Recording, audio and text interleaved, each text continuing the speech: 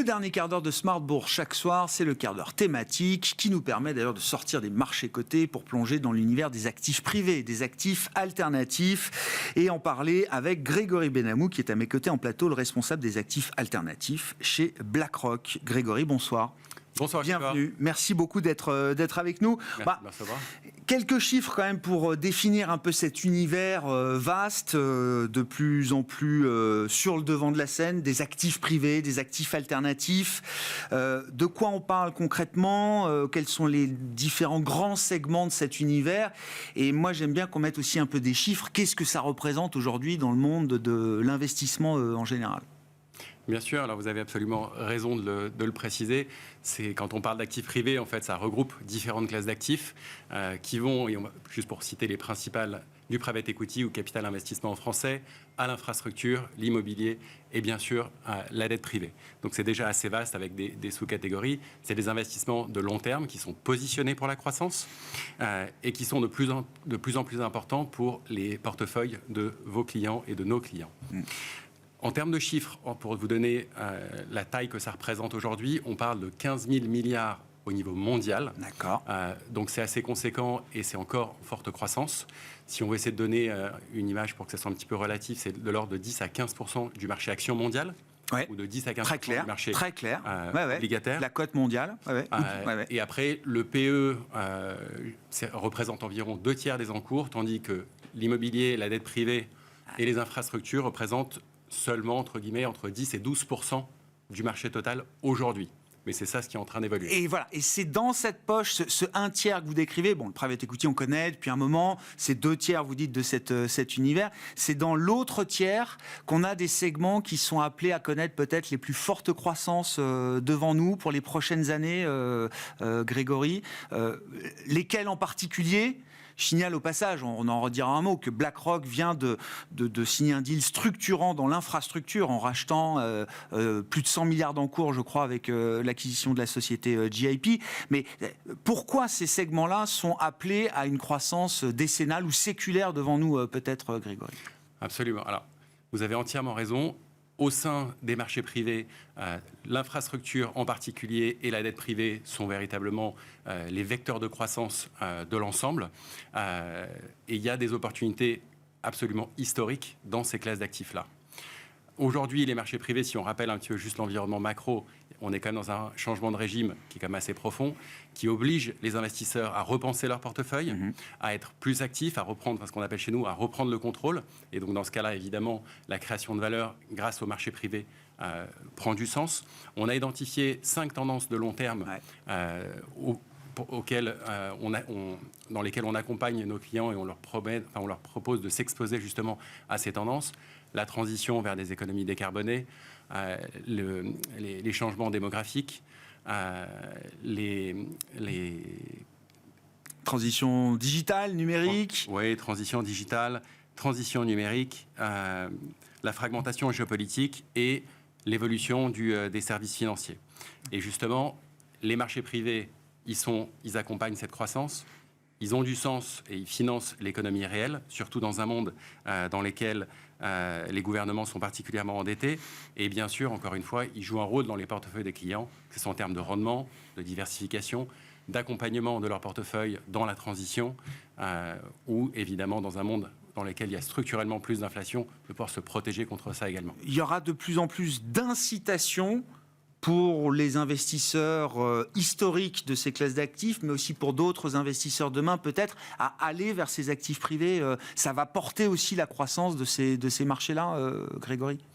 Oui, alors, vous parliez tout à l'heure d'infrastructure. On pense que justement, l'infrastructure va rentrer dans cette décennie, ça va être l'âge d'or de l'infrastructure. Ouais. On voit les besoins d'investissement qui sont absolument colossaux. Et on voit aussi des investisseurs qui, aujourd'hui, ne sont pas encore suffisamment exposés à ces classes d'actifs-là. Pour donner quelques chiffres, aujourd'hui, ça représente un peu moins de 1500 milliards. On pense que ça va doubler d'ici les 3-4 prochaines années, donc autour de 2500 milliards. On s'en est rendu compte, grâce à la crise, que c'est justement des actifs qui ont offert de la résilience dans les portefeuilles, de la stabilité, du rendement. Ça fournit des services essentiels à la société. Donc, ce n'est pas des actifs justement qui sont trop volatiles.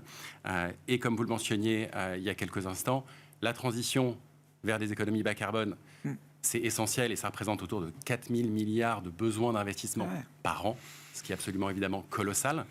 Et c'est sur. Et c'est pas le plus gros chiffre que j'ai entendu. Hein. Il y a des chiffres encore plus élevés qui peuvent être utilisés comme estimation, mais ça donne un peu la mesure. Et c'est de l'ordre du coup de 2 à 3 fois les investissements actuels. Donc quoi qu'il en soit, effectivement, il y a des chiffres différents, mais la tendance est la même. Il y a la transition digitale. On nécessite beaucoup plus d'infrastructures physiques. On produit et on consomme de plus en plus de données.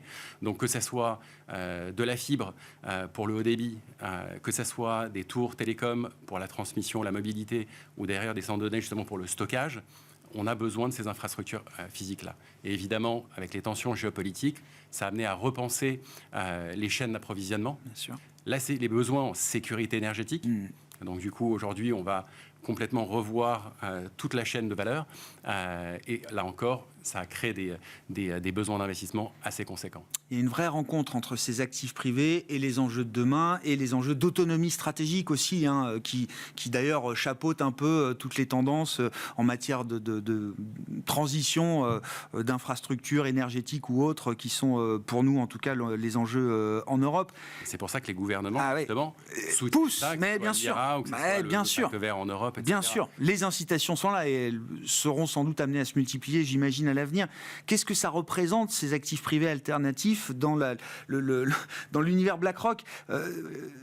C'est 10 trillions toujours autour, enfin c'est 10 trillions d'encours au global, BlackRock, il n'y a pas plus gros dans le monde. Quelle est la place des actifs privés dans vos encours aujourd'hui, Grégory?